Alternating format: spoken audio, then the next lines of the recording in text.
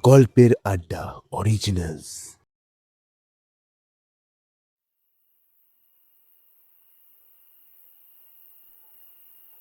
অমাবস্যার গভীর রাত। মৃত্যুঞ্জয় তান্ত্রিক মতে তাদের বহুকালের গৃহদেবতা জয়কালীর পুজোয় বসেছে। পুজো শেষ করে যখন উঠল, তখন কাছের আমবাগানে ভোরের প্রথম কাক ডাকল। মৃত্যুঞ্জয় পেছন ফিরে চেয়ে দেখল মন্দিরের দরজা বন্ধ রয়েছে। তখন সে একবার দেবীর পায়ে মাথা ঠেকিয়ে দেবীর বেদিটা সরিয়ে দিল। তারপর সেই বেদির তলা থেকে একটি কাঁঠাল কাঠের বাক্স বার করল। তার পইতে চাবি বাঁধা ছিল। সেই চাবি লাগিয়ে মৃত্যুঞ্জয় বাক্সটি খুলল। খুলতেই চমকে উঠে মাথায় হাত দিয়ে বারবার কপাল চাপড়াতে লাগল। হায় ভগবান! মৃত্যুঞ্জয়ের ভেতর বাড়ির বাগান পাঁচিল দিয়ে ঘেরা। সেই বাগানের এক পাশে বড় বড় গাছের ছায়ার অন্ধকারে এই ছোট মন্দিরটি। মন্দিরে জয়কালীর মূর্তি ছাড়া আর কিচ্ছু নেই। মন্দিরে ঢোকার দরজাও একটি। মৃত্যুঞ্জয় বাক্সটি নিয়ে অনেকক্ষণ নাড়াচাড়া করল। সে বাক্সটি খোলার আগে তা বন্ধই ছিল, কেউ তা ভাঙেনি। 10 বার করে সে দেবীর চারদিকে ঘুরে হাতড়িয়ে দেখল, কিন্তু কিছুই পেল না। পাগলের মতো মন্দিরের দরজা খুলে ফেলল। তখন সবে ভোরের আলো ফুটে উঠেছে। মন্দিরের চারিদিকে ঘুরে ঘুরে মৃত্যুঞ্জয় মিথ্যে আশায় খুঁজে বেড়াতে লাগল। সকালবেলার আলো যখন পরিষ্কার হয়ে উঠল, তখন সে বাইরের চণ্ডীমণ্ডপে এসে মাথায় হাত দিয়ে বসে ভাবতে লাগল। সমস্ত রাত জেগে থেকে ক্লান্ত শরীরে একটু ঘুম মতো এসেছে তার। এমন সময় হঠাৎ চমকে উঠে শুনল, জয় হোক বাবা! সামনের চাতালে এক জটাধারী সন্ন্যাসী। মৃত্যুঞ্জয় ভক্তি ভরে তাঁকে প্রণাম করল। সন্ন্যাসী তার মাথায় হাত দিয়ে আশীর্বাদ করে বললেন, বাবা, তুমি মনের মধ্যে মিথ্যে শোক করছো। শুনে মৃত্যুঞ্জয় আশ্চর্য হয়ে বলল, বাবা, আপনি অন্তর্যামী বাবা, আপনি অন্তর্যামী। না হলে আমার দুঃখ কেমন করে বুঝলেন বাবা? আমি তো কাউকে কিছু বলিনি বাবা। সন্ন্যাসী বললেন, বৎস, আমি বলছি তুমি যা হারিয়েছ সেজন্যে তুমি আনন্দ করো, দুঃখ করো না। মৃত্যুঞ্জয় তার পা দুটি জড়িয়ে ধরে বলল, বাবা, আপনি তো সমস্তটাই জেনেছেন। কেমন করে হারিয়েছে, কোথায় গেলে ফিরে পাবো, তা না বললে আমি আপনার পা ছাড়বো না, কোনো মতেই ছাড়বো না বাবা। আমি যদি তোমার অমঙ্গল কামনা করতাম তবে বলতাম, কিন্তু ভগবতী দয়া করে জানিয়েছেন সেজন্যে দুঃখ করো না। মৃত্যুঞ্জয় সন্ন্যাসীকে সন্তুষ্ট করবার জন্য সমস্ত দিন নানাভাবে তার সেবা করল। পরদিন ভোরবেলা নিজের গোয়াল থেকে লোটা ভরে টাটকা দুধ দুয়ে নিয়ে এসে দেখল সন্ন্যাসী নেই। মৃত্যুঞ্জয় যখন ছোট ছিল, তখন তার ঠাকুরদা হরিহর একদিন চণ্ডীমণ্ডপে বসে তামাক খাচ্ছিলেন। এমন সময় এমনি করেই একজন সন্ন্যাসী জয় হোক বাবা বলে তাঁর উঠোনে এসে দাঁড়িয়েছিলেন। হরিহর সেই সন্ন্যাসীকে কয়েকদিন বাড়িতে রেখে প্রচুর সেবা করে সন্তুষ্ট করলেন। যাওয়ার সময় যখন সন্ন্যাসী জিজ্ঞাসা করলেন, বৎস, তুমি কে চাও? হরিহর বললেন, বাবা যদি সন্তুষ্ট হয়ে থাকেন তবে আমার অবস্থাটা একবার শুনুন। একসময় এই গ্রামে আমরা সকলের থেকে বড় লোক ছিলাম। আমার ঠাকুরদা দূর থেকে কুলিনা নিয়ে তার এক মেয়ের বিয়ে দিয়েছিলেন। তার সেই মেয়ের বংশই আমাদের ফাঁকি দিয়ে এই গ্রামে বড় লোক হয়ে উঠেছে। আমাদের অবস্থা এখন ভালো না, কাজেই তাদের অহংকার সহ্য করে থাকি, কিন্তু সহ্য হয় না। কি করলে আমাদের বংশ বড় হয়ে উঠবে সেই উপায় বলে দিন না বাবা, সেই আশীর্বাদটাই করুন না বাবা। সন্ন্যাসী হেসে বললেন, বাবা, ছোট হয়ে সুখে থাকো। বড় হওয়ার চেষ্টায় ভালো দেখছি না। কিন্তু হরিহর তবু ছাড়ল না। বংশকে বড় করবার জন্য সে সমস্ত স্বীকার করতে রাজি আছে। তখন সন্ন্যাসী তার ঝুলি থেকে একটি কাপড়ে মোড়া কাগজ বের করলেন। কাগজটা লম্বা, কুষ্ঠির মতো গোটানো। সন্ন্যাসী সেটা মেঝের ওপর খুলে ধরলেন। হরিহর দেখলেন তাতে নানা ধরনের সাংকেতিক চিহ্ন আঁকা, আর সবার শেষে প্রকাণ্ড একটা ছড়া লেখা আছে। তার শুরুটা এই রকম: পায়ে ধরে সাধা, রা নাহি দেয় রাধা, শেষে দিল রা, পাগল ছাড়ো পা, তেঁতুল বটের কোলে, দক্ষিণে যাও চলে, ঈশান কোণে ঈশানী, কোহে দিলাম নিশানি।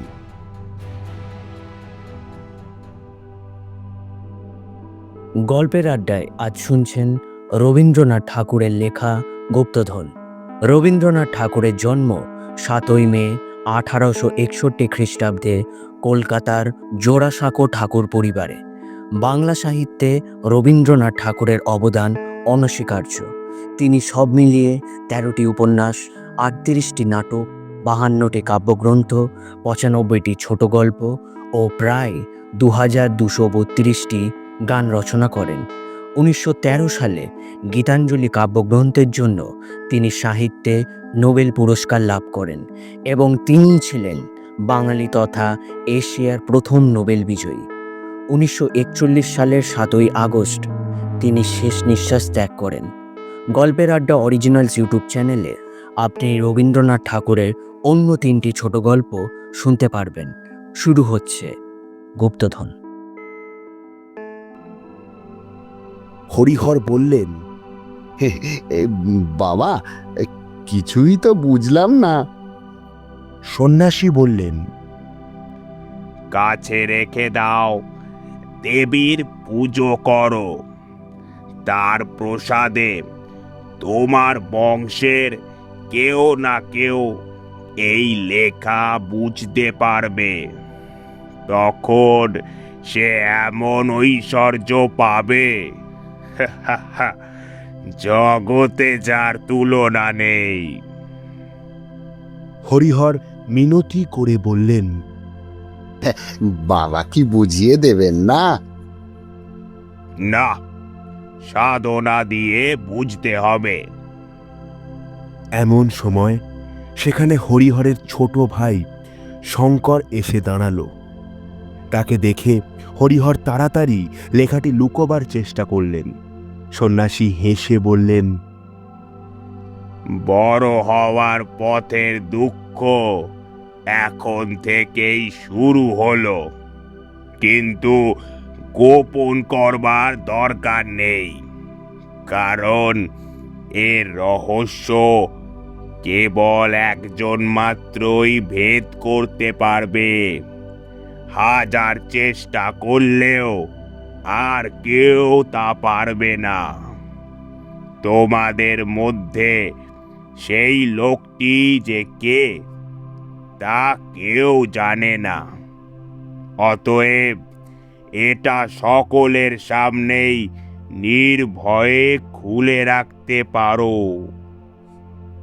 সন্ন্যাসী চলে গেলেন, কিন্তু হরিহর এই কাগজটি না লুকিয়ে পারলেন না, পাছে আর কেউ লাভবান হয়।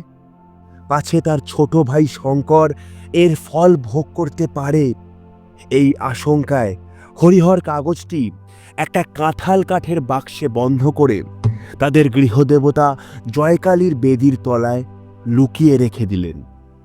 প্রত্যেক অমাবস্যার গভীর রাতে দেবীর পুজো শেষ করে হরিহর একবার করে সেই কাগজটা খুলে দেখতেন, যদি দেবী তুষ্ট হয়ে তাকে বোঝবার শক্তি দেন।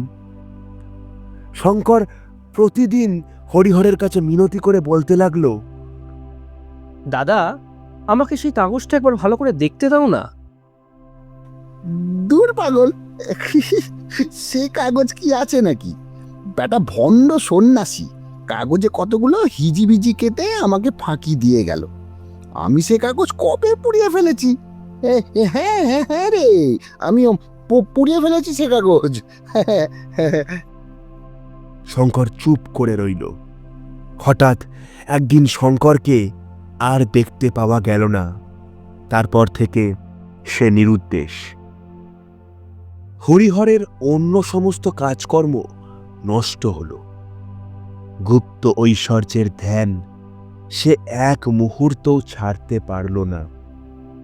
মৃত্যুর সময় সে তার বড় ছেলে শ্যামাপদকে সন্ন্যাসীর দেওয়া কাগজটা দিয়ে গেল। কাগজ পেয়ে শ্যামাপদ চাকরি ছেড়ে দিল। জয়কালীর পুজো করে আর একান্ত মনে ওই কাগজের রহস্য ভেদ করবার চেষ্টায় তারও সমস্ত জীবনটা যে কোন দিক দিয়ে কেটে গেল তা সে বুঝতেও পারল না। মৃত্যুঞ্জয় শ্যামাপদর বড় ছেলে। বাবার মৃত্যুর পর সে সন্ন্যাসীর দেওয়া গুপ্ত কাগজের মালিক হয়েছে। তার অবস্থা দিন দিন যতই খারাপ হতে থাকলো, ততই আগ্রহের সঙ্গে ওই কাগজটা এবং তার রহস্যের জন্য তার মন একাত্ম হয়ে উঠল। এমন সময় গত অমাবস্যা রাতে পুজোর পর লেখাটি আর দেখতে পেল না। সন্ন্যাসীও কোথায় অদৃশ্য হয়ে গেলেন। মৃত্যুঞ্জয় ভাবল, এই সন্ন্যাসীকে ছাড়া হবে না, সমস্ত সন্ধান তার কাছ থেকেই পাওয়া যাবে। এই বলে সে ঘর ছেড়ে সন্ন্যাসীকে খুঁজতে বের হলো এবং এইভাবে 1 বছর পথে পথেই কেটে গেল। গ্রামের নাম ধারাগোল। সেখানে মৃত্যুঞ্জয় মুদির দোকানে বসে তামাক খাচ্ছিল আর অন্যমনস্ক হয়ে নানান কথা ভাবছিল। কিছু দূরে মাঠের ধার দিয়ে একজন সন্ন্যাসী চলে গেলেন।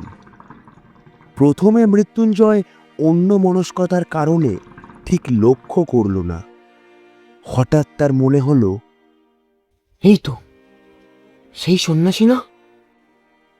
হাতের হুঁকোটা তাড়াতাড়ি রেখে মুদিকে চমকে দিয়ে এক দৌড়ে সে দোকান থেকে বের হয়ে গেল। কিন্তু সেই সন্ন্যাসীকে আর দেখা গেল না। তখন সন্ধ্যা ঘনিয়ে আসছে। এই অপরিচিত জায়গায় কোথায় যে সন্ন্যাসীর খোঁজ করা যাবে তা সে ঠিক করতে পারল না। দোকানে ফিরে এসে মুদিকে জিজ্ঞেস করল, ওহে, ওই যে বড় মস্ত বন দেখা যাচ্ছে, ওখানে কি আছে? এককালে ওখানে শহর ছিল, কিন্তু অগস্ত্য মুনির শাপে ওখানকার রাজা প্রজা সকলেই মরকে মরেছে।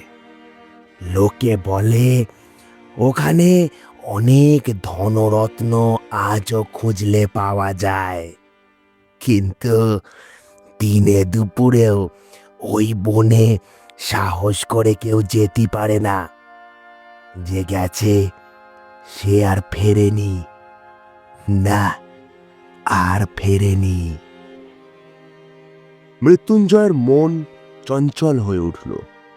সারা রাত মুদির দোকানে মাদুরের ওপর পড়ে মশার জ্বালায় সারা শরীর চাপড়াতে চাপড়াতে বনের কথা, সন্ন্যাসীর কথা, হারানো লেখাটির কথা ভাবতে লাগলো। বারবার পড়ে সেই লেখাটি মৃত্যুঞ্জয়ের প্রায় কণ্ঠস্থ হয়ে গিয়েছিল। পায়ে ধরে সাধা, রানাই দেয় রাধা, শেষে দিল রা, পাগল ছাড়ো পা। মাথা গরম হয়ে উঠল। কোনো মতেই এই কটা লাইন সে মন থেকে দূর করতে পারল না। শেষে ভোরের বেলায় যখন তার ঘুম মতো এসেছে, তখন স্বপ্নে এই 4টে লাইনের মানে তার কাছে অনেক সহজে প্রকাশ হলো। রা নাহি দেয় রাধা, রাধার রা না থাকলে ধা থাকবে, শেষে দিল রা, অতএব ধারা। পাগল ছাড়ো পা, পাগলের পা ছাড়লে থাকবে গোল, অতএব অতএব সমস্তটা মিলে হলো ধারাগোল। এই জায়গাটার নাম তো ধারাগোলি। স্বপ্ন ভেঙে মৃত্যুঞ্জয় লাফিয়ে উঠল। দারুণ! হ্যাঁ হ্যাঁ, তাই তো, পেয়েছি পেয়েছি, ধারাগোল ধারাগোল। জয় কালী, জয় জয় কালী, জয় মা মা। সমস্ত দিন বনের মধ্যে ফিরে সন্ধেবেলায় অনেক কষ্টে পথ খুঁজে পেয়ে মৃতপ্রায় অবস্থায় মৃত্যুঞ্জয় গ্রামে ফিরল। পরদিন চাদরে চিড়ে বেঁধে আবার সে বনের দিকে চলল। বিকেলে একটা দিঘির ধারে এসে উপস্থিত হল। দিঘির মাঝখানটা পরিষ্কার জল, আর পাড়ের গায়ে গায়ে পদ্ম আর কুমুদের বন। পাথরে বাঁধানো ঘাট ভেঙে চুড়ে পড়েছে। সেইখানে জলে চিড়ে ভিজিয়ে খেয়ে দিঘির চারদিক ঘুরে ঘুরে দেখতে লাগলো সে। দিঘির পশ্চিম পাড়ের কাছে এসে হঠাৎ মৃত্যুঞ্জয় থমকে দাঁড়ালো। দেখল একটা তেঁতুল গাছকে জড়িয়ে একটা প্রকাণ্ড বট গাছ উঠেছে। আর তখনই তার মনে পড়ল, তেঁতুল বটের কোলে দক্ষিণে যাও চলে। দক্ষিণে কিছু দূর যেতেই ঘন জঙ্গলের মধ্যে এসে পড়ল মৃত্যুঞ্জয়। সেখানে বড় বড় বেতঝাড় টপকে চলা অসাধ্য। সে ঠিক করল গাছটাকে কোনো মতে হারালে চলবে না। এই গাছের কাছে ফিরে আসবার সময় গাছের ফাঁক দিয়ে কিছু দূরে একটা মন্দিরের চূড়ো দেখা গেল। সেই দিকে লক্ষ্য রেখে মৃত্যুঞ্জয় এক ভাঙা মন্দিরের কাছে পৌঁছল। দেখল সেখানে একটা চুল্লি, পোড়া কাঠ আর ছাই পড়ে আছে। অতি সাবধানে মৃত্যুঞ্জয় ভাঙা মন্দিরের মধ্যে উঁকি মারল। সেখানে কোনো লোক নেই, মূর্তি নেই, কেবল একটি কম্বল, কমণ্ডলু আর গেরুয়া চাদর পড়ে আছে। তখন সন্ধে হয়ে আসছে। গ্রাম বহু দূরে। অন্ধকারে বনের মধ্যে পথ খুঁজে যেতে পারবে কিনা, তাই এই মন্দিরে মানুষ বসবাসের চিহ্ন দেখে মৃত্যুঞ্জয় খুশি হল। মন্দিরের থেকে একটা বড় পাথর ভেঙে দরজার কাছে পড়েছিল। সেই পাথরের উপর বসে মাথা নিচু করে ভাবতে ভাবতে মৃত্যুঞ্জয় হঠাৎ পাথরের গায়ে কি যেন লেখা দেখতে পেল। ঝুঁকে পড়ে দেখল একটা চক্র আঁকা। তার মধ্যে অস্পষ্টভাবে সাংকেতিক অক্ষর লেখা আছে। এই চক্রটি মৃত্যুঞ্জয়ের চেনা। কত অমাবস্যার রাতে নিজের পুজোর ঘরে ধূপের ধোঁয়া আর প্রদীপের আলোতে সন্ন্যাসীর দেওয়া সেই কাগজে আঁকা এই চক্রটির ওপর ঝুঁকে পড়ে রহস্য ভেদ করার জন্য একাগ্র মনে সে দেবীর প্রসাদ প্রার্থনা করেছে। আজ কাঙ্ক্ষিত লক্ষ্যের অনেক কাছাকাছি এসে তার সারা শরীর কাঁপতে লাগল। পাছে তীরে এসে তরি ডোবে, পাছে সামান্য একটা ভুলে তার সমস্ত পরিকল্পনা নষ্ট হয়ে যায়, পাছে সেই সন্ন্যাসী আগে এসে সমস্ত উদ্ধার করে নিয়ে গিয়ে থাকে।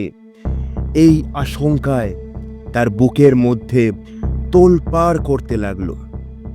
এখন যে তার কি করা উচিত ভেবে পেল না। তার মনে হলো সে হয়তো তার ঐশ্বর্য ভাণ্ডারের ঠিক ওপরেই বসে আছে, অথচ কিছুই জানতে পারছে না। বসে বসে সে কালী নাম জপ করতে লাগলো।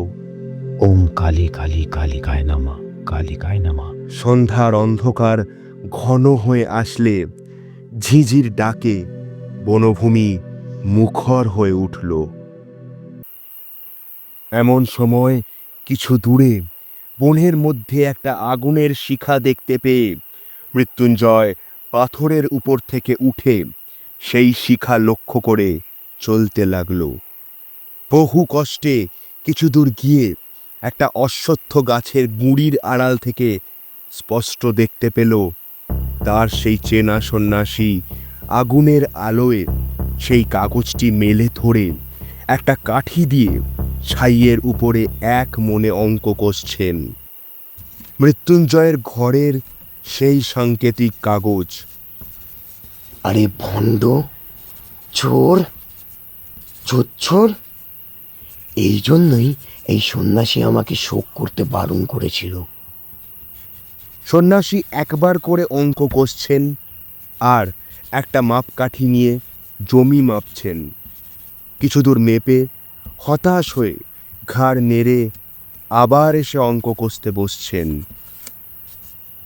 এমনি করে রাত যখন প্রায় শেষ হয়ে আসছে, যখন শেষ রাতের ঠান্ডা হাওয়ায় গাছের উপরের পাতাগুলি মর্মর ধ্বনিতে কেঁপে উঠছে, তখন সন্ন্যাসী সেই কাগজপত্র গুটিয়ে নিয়ে চলে গেলেন। মৃত্যুঞ্জয় কি করবে ভেবে পেল না। সে নিশ্চিত বুঝতে পারল যে সন্ন্যাসীর সাহায্য ছাড়া এই লেখার রহস্য ভেদ করা তার সাধ্য হবে না। লোভী সন্ন্যাসী যে মৃত্যুঞ্জয়কে সাহায্য করবে না সেটাও জানা। অতএব গোপনে সন্ন্যাসীর ওপর দৃষ্টি রাখা ছাড়া অন্য কোনো উপায় নেই। কিন্তু দিনের বেলা গ্রামে না গেলে তার খাবার মিলবে না। অতএব কাল সকালে একবার গ্রামে যাওয়া দরকার। ভোরের আলো ফুটলে সে গাছ থেকে নেমে পড়ল। যেখানে সন্ন্যাসী ছাইয়ের মধ্যে অঙ্ক কষছিল সেখানটা ভালো করে দেখল, কিছুই বুঝল না। চারদিক ঘুরেও দেখল, অন্য পাথরের সঙ্গে কোনো পার্থক্য নেই।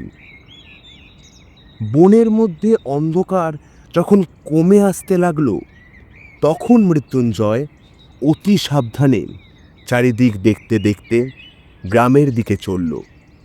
তার ভয় ছিল যদি সন্ন্যাসী তাকে দেখে ফেলে।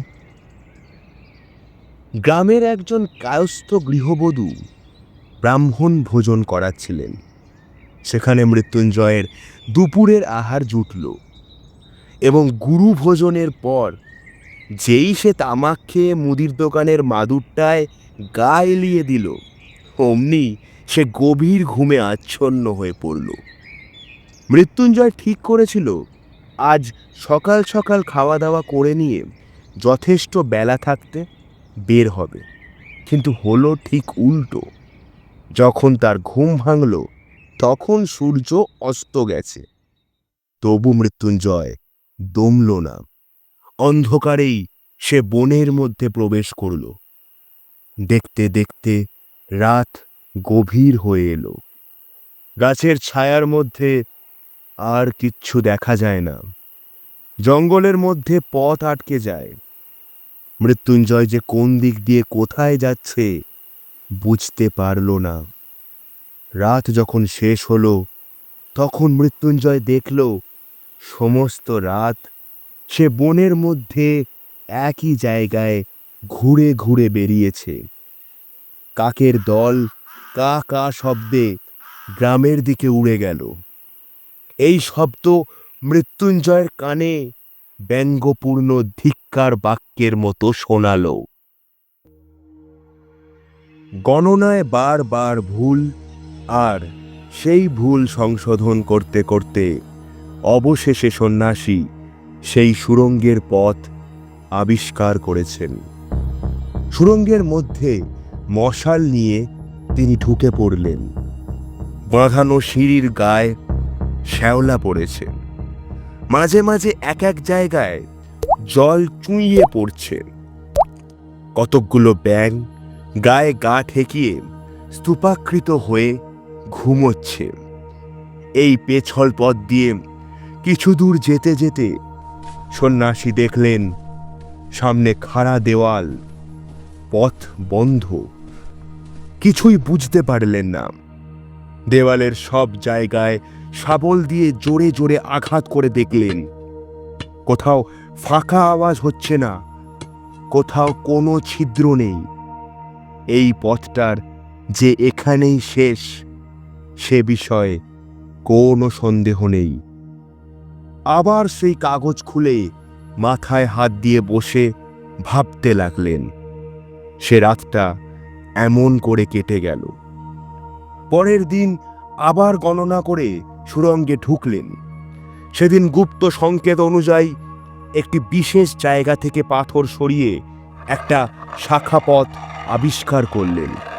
সেই পথে চলতে চলতে আবার এক জায়গায় এসে পথ বন্ধ হয়ে গেল। অবশেষে 5 দিন বাদে সুড়ঙ্গের মধ্যে ঢুকে সন্ন্যাসী বলে উঠলেন, আজ আমি পথ পেয়েছি, আজ আর কোনো মতেই ভুল হবে না। পথ অত্যন্ত জটিল, তার শাখা প্রশাখার কোনো শেষ নেই। কোথাও কোথাও এত সরু যে গুঁড়ি মেরে চলতে হয়। অতি কষ্টে মশাল ধরে চলতে চলতে সন্ন্যাসী একটা গোল ঘরের মতো জায়গায় এসে পৌঁছলেন। সেই ঘরের মাঝখানে একটা বিশাল কুয়ো। মশালের আলোয় সন্ন্যাসী তার তল দেখতে পেলেন না। ঘরের ছাদ থেকে একটা মোটা বিশাল লোহার শিকল কুয়োর মধ্যে নেমে গেছে। সন্ন্যাসী প্রাণপণে শক্তি দিয়ে ঠেলে শিকলটাকে অল্প একটুখানি নাড়াতেই ঠং করে একটা শব্দ কুয়োর ভেতর থেকে উঠে সারা ঘরে প্রতিধ্বনিত হতে লাগলো। সন্ন্যাসী চিৎকার করে বলে উঠলেন, পেয়েছি, পেয়েছি, পেয়েছি। সঙ্গে সঙ্গেই একটা বড় পাথর গড়িয়ে পড়ল, আর তার সঙ্গে আরেকটা কি জিনিস ধপ করে পড়ে চিৎকার করে উঠল। সন্ন্যাসী আচমকাই শব্দে চমকে উঠতেই তার হাত থেকে মশাল পড়ে নিভে গেল। ধাতস্থ হয়ে সন্ন্যাসী জিজ্ঞাসা করলেন, তুমি কে? কোনো উত্তর পেলেন না। তখন অন্ধকারে হাতড়াতে গিয়ে একটা মানুষের দেহ তার হাতে ঠেকল। তাকে নাড়া দিয়ে জিজ্ঞাসা করলেন, কে তুমি? কে? আবারও কোনো উত্তর পেলেন না। লোকটি অজ্ঞান হয়ে গেছে। তখন চকমকি ঠুকে অনেক কষ্টে সন্ন্যাসী মশাল ধরালেন। এরই মধ্যে সেই লোকটির জ্ঞান হয়েছে, আর উঠবার চেষ্টা করতে সে ব্যথায় চিৎকার করে উঠল, মাগো। সন্ন্যাসী বললেন, এ কি মৃত্যুঞ্জয় যে? তোমার এ বুদ্ধি হলো কেন? মৃত্যুঞ্জয় বলল, বাবা, আমাকে মাফ করো। ভগবান আমায় শাস্তি দিয়েছেন। তোমাকে পাথর ছুঁড়ে মারতে গিয়েছিলাম, আমি সামলাতে পারিনি। পিছলে পাথর সুট্টু পড়ে গেছি, পাটা নিশ্চয়ই ভেঙে গেছে। মাগো। আমাকে মেরে তোমার কি লাভ হতো? লাভের কথা তুমি জিজ্ঞাসা করছো? তুমি কিসের লোভে আমার পুজোর ঘর থেকে এই লেখাটা চুরি করে এনে এই সুরঙ্গের মধ্যে ঘুরে বেড়াচ্ছ? হ্যাঁ, তুমি চোর, তুমি ভণ্ড। আমার ঠাকুরদাদাকে যেই সন্ন্যাসী এই লেখাটা দিয়েছিলেন, তিনি বলেছিলেন আমাদের বংশের কেউ এই লেখাটির মানে খুঁজে বার করতে পারবে। এই গুপ্ত ঐশ্বর্য আমাদের বংশের প্রাপ্য। তাই আমি এই কদিন না খেয়ে না ঘুমিয়ে ছায়ার মতন তোমাকে অনুসরণ করেছি। আর যখন তুমি বললে পেয়েছি পেয়েছি, তখন আমি আর থাকতে পারলাম না। আমি তোমার পেছনে এসে এই গর্তের ভেতরেই লুকিয়েছিলাম। এখানে একটা পাথর খসিয়ে তোমাকে মারতে গেলাম, কিন্তু কিন্তু শরীর দুর্বল, জায়গাটাও অত্যন্ত পিছল, তাই পড়ে গিয়েছি। এখন তুমি আমাকে মেরে ফেলো, সেও ভালো। আমি যোগ্য হয়ে এই ধন আগলাবো, কিন্তু তুমি নিতে পারবে না, কোনো মতেই না। যদি নিতে চেষ্টা করো, আমি ব্রাহ্মণ, আমি তোমাকে অভিশাপ দিয়ে এই কুয়োর মধ্যে ঝাঁপ দিয়ে আত্মহত্যা করব। এই ধন কোনোদিন তুমি সুখে ভোগ করতে পারবে না। আমার ঠাকুরদাদা ও বাবা সমস্ত জীবন এই সম্পদের চিন্তা করতে করতে মারা গেছেন। এই ধনের ধ্যান করতে করতে আমি নিজে গরিব হয়েছি। এই ধনের সন্ধানে আমি বাড়িতে অনাথা স্ত্রী এবং শিশু সন্তান ফেলে খাওয়া ঘুম ছেড়ে লক্ষ্মী সারার মতন পাগলের মতন মাঠে ঘাটে ঘুরে বেরিয়েছি। এই ধন আমার চোখের সামনে থেকে কখনো নিয়ে যেতে পারবে না, কখনো না, কখনো না। মৃত্যুঞ্জয়, তবে শোনো, সমস্ত কথা তোমাকে বলি। তুমি জানো তোমার ঠাকুরদার এক ছোট ভাই ছিল, তার নাম ছিল শঙ্কর। হ্যাঁ, তিনি নিরুদ্দেশ হয়ে গিয়েছিলেন। আমি সেই শঙ্কর। মৃত্যুঞ্জয় হতাশ হয়ে দীর্ঘ নিঃশ্বাস ফেলল। এতক্ষণ এই গুপ্ত ঐশ্বর্যের উপর তার যে একমাত্র দাবি সে সাব্যস্ত করেছিল, তারই বংশের আত্মীয় এসে সেই দাবি নষ্ট করে দিল।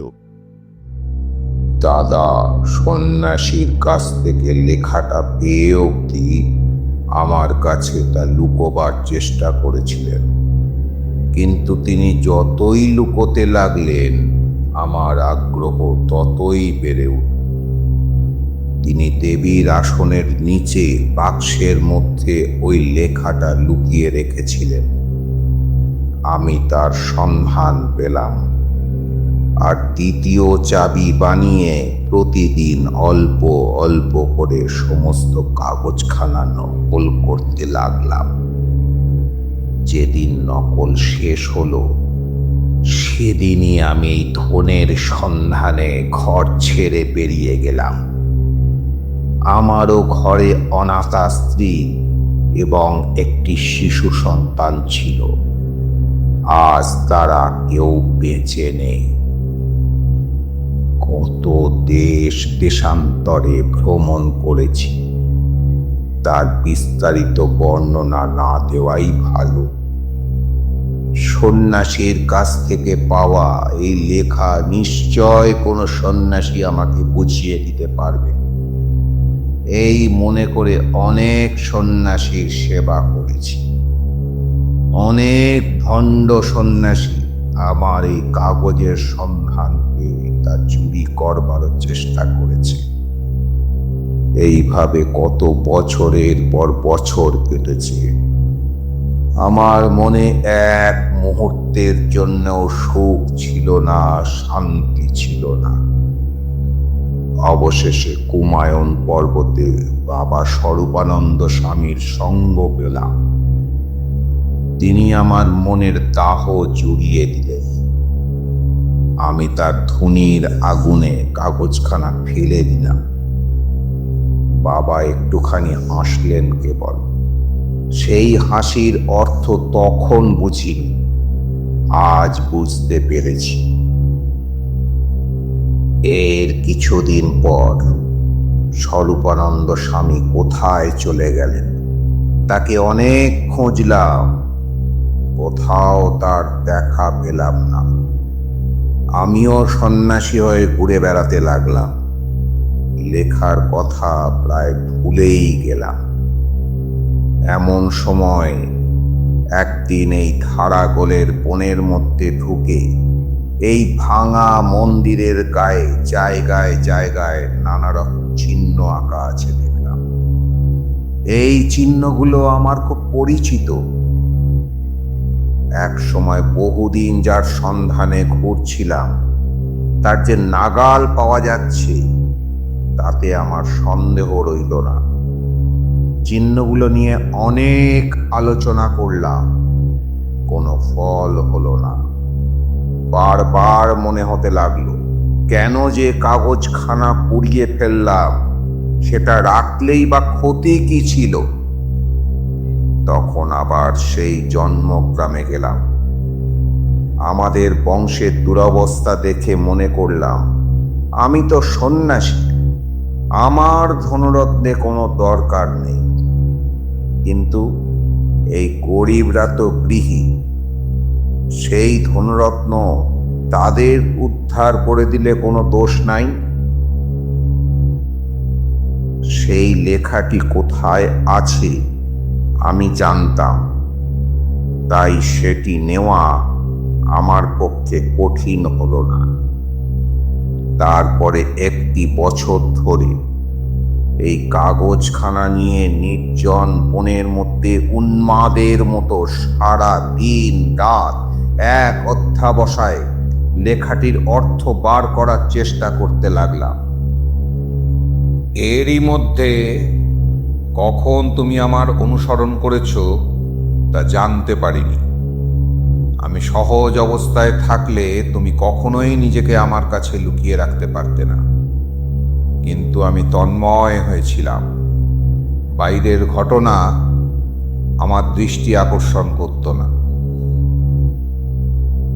তারপরে যা খুঁজছিলাম, আজ এই মাত্র তা আবিষ্কার করেছি। এখানে যা আছে, পৃথিবীতে কোনো রাজেশ্বরের ভাণ্ডারেও সেই ঐশ্বর্য নেই। আর একটি মাত্র সংকেত ভেদ করলেই সেই ধন পাওয়া যাবে। এই সংকেতটি সবচেয়ে কঠিন, কিন্তু এই সংকেতও আমি মনে মনে ভেদ করেছি। সেই জন্যেই পেয়েছি বলে মনের আনন্দে চিৎকার করেছিলাম। যদি ইচ্ছে করি তবে আর কিছুক্ষণের মধ্যেই সেই ঐশ্বর্যের মাঝখানে গিয়ে দাঁড়াতে পারি। মৃত্যুঞ্জয় শঙ্করের পা জড়িয়ে ধরে বলল, বাবা, তুমি সন্ন্যাসী বাবা, তোমার তো টাকা পয়সার কোনো দরকার নেই, তাই না বাবা? হ্যাঁ, আমাকে আমাকে সেই ভাণ্ডারের মধ্যে নিয়ে যাও বাবা, নিয়ে যাও, আমাকে বঞ্চিত করো না বাবা।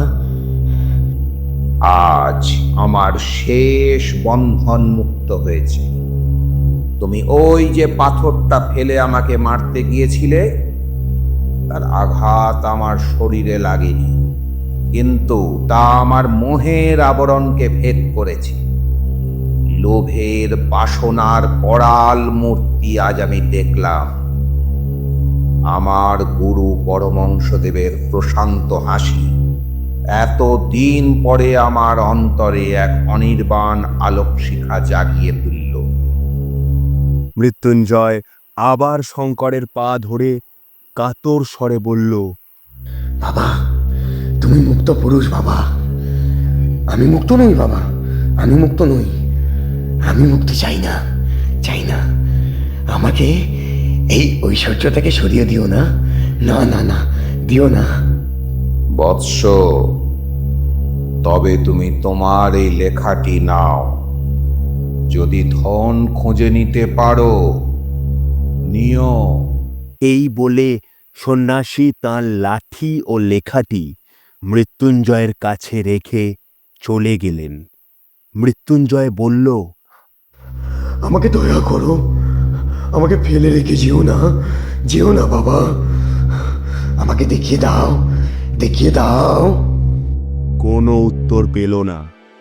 তখন মৃত্যুঞ্জয় লাঠির ওপর ভর দিয়ে হাতড়িয়ে সুড়ঙ্গ থেকে পার হবার চেষ্টা করল, কিন্তু পথ অত্যন্ত কঠিন, গোলক ধাঁধার মতো। বারবার বাধা পেয়ে শেষে এক জায়গায় ক্লান্ত হয়ে শুয়ে সে ঘুমিয়ে পড়ল। ঘুম যখন ভাঙল তখন রাত কি দিন, কত বেলা তা জানার কোনো উপায় নেই। প্রচণ্ড খিদে পাওয়াতে মৃত্যুঞ্জয় চাদরে বাঁধা চিড়ে খুলে খেয়ে নিল। তারপর আবার হাতড়িয়ে সুড়ঙ্গ থেকে বার হবার পথ খুঁজতে লাগল। নানা জায়গায় বাধা পেয়ে বসে পড়ল। মৃত্যুঞ্জয় চিৎকার করে ডাকল, ওগো সন্ন্যাসী, তুমি কোথায় তুমি? উত্তর এলো, আমি তোমার কাছেই আছি, কি চাও? মৃত্যুঞ্জয় কাতর স্বরে বলল, কোথায় ধনরত্ন আছে? আমাকে দয়া করে দেখিয়ে দাও বাবা। আর কোনো সাড়া পাওয়া গেল না। মৃত্যুঞ্জয় বারবার ডাকল, কিন্তু কোনো সাড়া পেল না। মৃত্যুঞ্জয় আবার ঘুমিয়ে নিল। ঘুম থেকে জেগে উঠে আবার সেই অন্ধকারের মধ্যে চিৎকার করে ডাকল, ওগো আছো কি? কাছ থেকেই উত্তর পেল, এইখানেই আছি, কি চাও? আমি আর কিচ্ছু চাই না, আমাকে এই সুড়ঙ্গ থেকে উদ্ধার করে নিয়ে যাও। তুমি ধনরত্ন চাও না? না চাই না। তখন চকমকি ঠোকার শব্দ শোনা গেল এবং কিছুক্ষণ পরে আলো জ্বলে উঠল। সন্ন্যাসী বললেন, তবে এসো মৃত্যুঞ্জয়, এই সুড়ঙ্গ থেকে বাইরে যাই, এসো। মৃত্যুঞ্জয় মিনতি করে বলল, বাবা নিতান্তই কি সমস্ত চেষ্টা ব্যর্থ হবে? এত কষ্টের পরেও কি ধনরত্ন পাবো না বাবা? তক্ষুনি মশাল নিভে গেল। মৃত্যুঞ্জয় বলে উঠল, কি নিষ্ঠুর! বলে মৃত্যুঞ্জয় সেখানে বসে পড়ে ভাবতে লাগল। সময়ের কোনো পরিমাণ নেই, অন্ধকারের কোনো শেষ নেই। মৃত্যুঞ্জয়ের ইচ্ছে করছিল তার সমস্ত শরীর মনের বলে এই অন্ধকারটাকে ভেঙে চূর্ণ করে ফেলে। আলো, আকাশ আর পৃথিবীর জন্য তার প্রাণ ব্যাকুল হয়ে উঠল। ওগো সন্ন্যাসী, ওগো নিষ্ঠুর সন্ন্যাসী, আমি আর ধন চাই না, আমাকে উদ্ধার করো। ধন চাও না? তবে আমার হাত ধরো, আমার সঙ্গে চলো। এবারে আলো জ্বলল না। এক হাতে লাঠি ও এক হাতে সন্ন্যাসীর চাদর ধরে মৃত্যুঞ্জয় ধীরে ধীরে চলতে লাগল। অনেকক্ষণ ধরে বহু আঁকা বাঁকা পথ দিয়ে অনেক ঘুরে ফিরে এক জায়গায় এসে সন্ন্যাসী বললেন, দাঁড়াও। মৃত্যুঞ্জয় দাঁড়ালো। তারপরে একটা মরচে পড়া লোহার দরজা খোলার উৎকট শব্দ শোনা গেল। সন্ন্যাসী মৃত্যুঞ্জয়ের হাত ধরে বললেন, এসো। মৃত্যুঞ্জয় যেন একটা ঘরে ঢুকল। তখন আবার চকমকি ঠোকার শব্দ শোনা গেল। কিছুক্ষণ পরে যখন মশাল জ্বলে উঠল, তখন এ কি আশ্চর্য দৃশ্য! চারিদিকে দেওয়ালের গায়ে মোটা মোটা সোনার পাত থরে থরে সাজানো। মৃত্যুঞ্জয়ের চোখ দুটো জ্বলতে লাগলো। সে পাগলের মতো বলতে লাগলো, এসো না আমার, এসো না আমার, এ আমি কোনো মতেই ফেলে যেতে পারবো না, পারবো না। আচ্ছা, ফেলে যেও না, এই মশাল রইল, এই ছাতু চিড়ে আর এক ঘটি জলও রেখে গেলাম। দেখতে দেখতে সন্ন্যাসী বের হয়ে গেলেন, আর এই সোনার ভাণ্ডারের লোহার দরজা সশব্দে বন্ধ হয়ে গেল। মৃত্যুঞ্জয় বার করে এই সোনাগুলো ছুঁয়ে ছুঁয়ে ঘরময় ঘুরে বেড়াতে লাগলো। ছোট ছোট সোনার টুকরো মেঝের উপর ফেলতে লাগলো, কোলের উপর তুলতে লাগলো, একটার উপর একটা দিয়ে আঘাত করে শব্দ করতে লাগলো, সারা শরীরে বোলাতে লাগলো। অবশেষে ক্লান্ত হয়ে সোনার পাত বিছিয়ে তার উপর শুয়ে ঘুমিয়ে পড়ল। জেগে উঠে দেখল চারিদিকে সোনা ঝকঝক করছে, সোনা ছাড়া আর কিছুই নেই। মৃত্যুঞ্জয় ভাবতে লাগলো, পৃথিবীর উপর হয়তো এতক্ষণে সকাল হয়েছে, সমস্ত জীবজন্তু আনন্দে জেগে উঠেছে।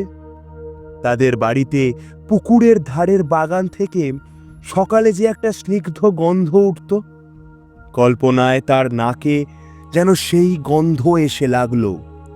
সে যেন স্পষ্ট চোখে দেখতে পেল পাতি হাঁসগুলো দুলতে দুলতে ডাকতে ডাকতে সকালবেলার পুকুরের জলের মধ্যে এসে পড়েছে, আর বাড়ির ঝি বামা কোমরের কাপড় জড়িয়ে ডান হাতের উপর একরাশ পিতল কাঁসার থালাবাটি নিয়ে ঘাটে আসছে। মৃত্যুঞ্জয় দরজায় ধাক্কা দিয়ে ডাকতে লাগলো, ওগো সন্ন্যাসী ঠাকুর, আছো কি? আছো? দরজা খুলে গেল। কি চাও? আমি বাইরে যেতে চাই, কিন্তু সঙ্গে কি সোনার দু একটা পাতও নিয়ে যেতে পারবো না বাবা?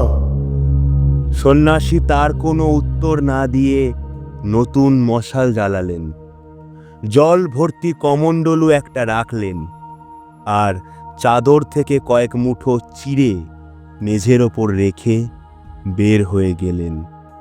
দরজা আবার বন্ধ হয়ে গেল। মৃত্যুঞ্জয় পাতলা একটা সোনার পাত নিয়ে সেটাকে দুমড়িয়ে টুকরো টুকরো করে ফেলল।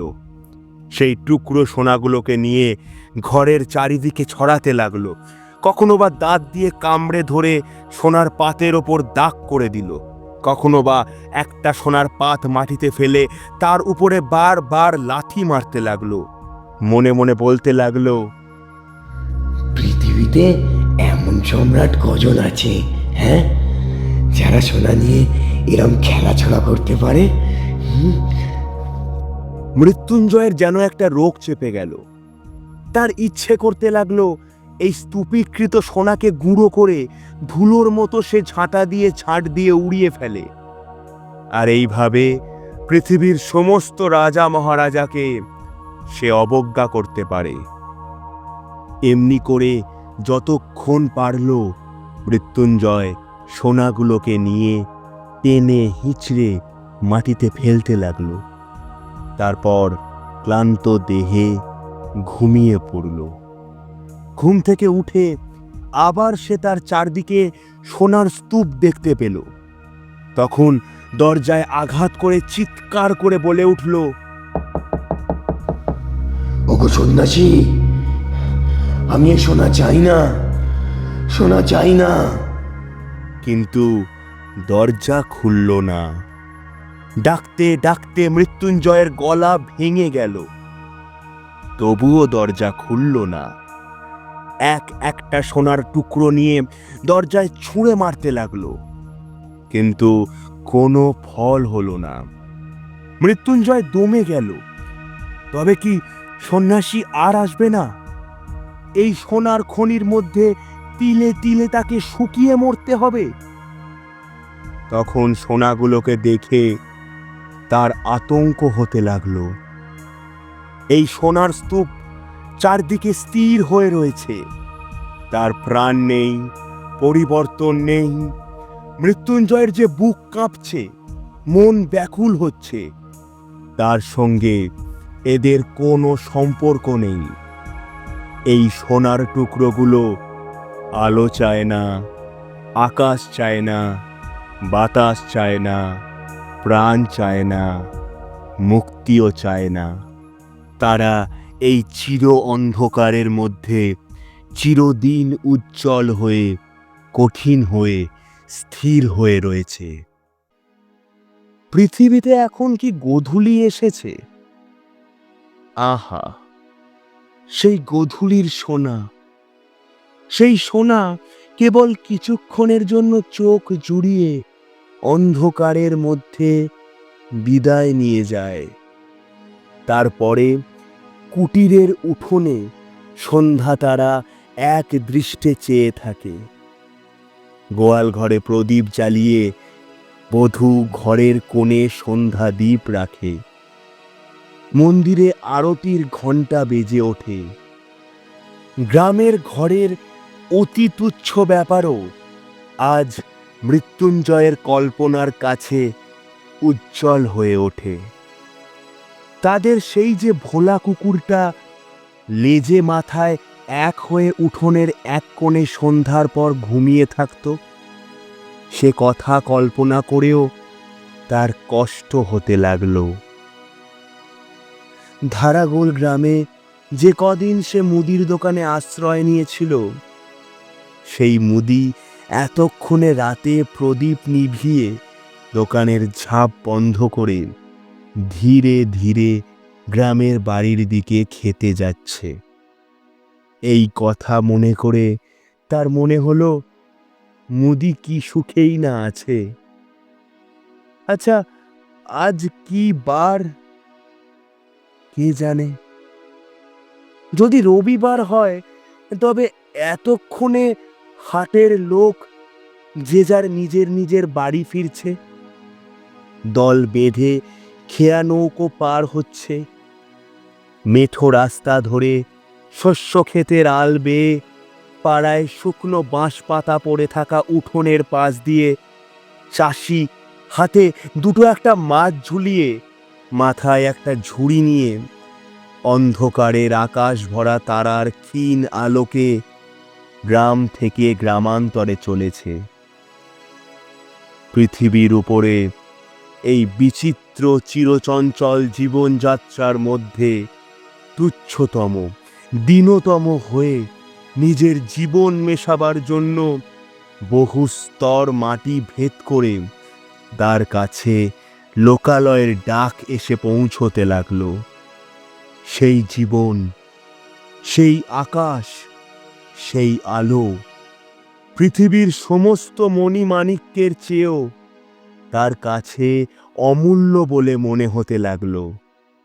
তার মনে হতে লাগলো, কেবল কিছুক্ষণের জন্য একবার যদি আমার সেই শ্যামাজননীর ধূলি কোলে, সেই খোলা আলোকিত নীলাকাশের তলায়, সেই ঘাসপাতার গন্ধ ভরা বাতাস বুক ভরে নিয়ে একটিমাত্র শেষ নিঃশ্বাস নিয়ে মরতে পারতাম, তাহলে এ জীবন সার্থক হতো, এ জীবন সার্থক হতো।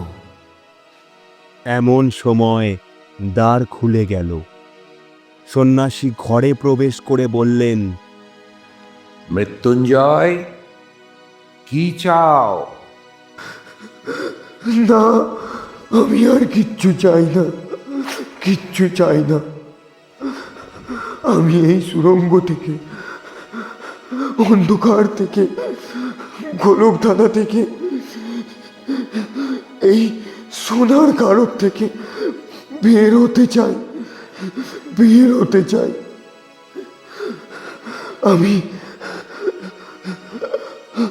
আমি আলো চাই, আকাশ চাই, মুক্তি চাই, মুক্তি চাই। এই সোনার ভাণ্ডারের চেয়ে আরো দামি রত্ন ভাণ্ডার এখানে আছে, একবার যাবে না? না, না, আমি যাব না, যাব না। একবার দেখে আসবার কৌতূহল নেই?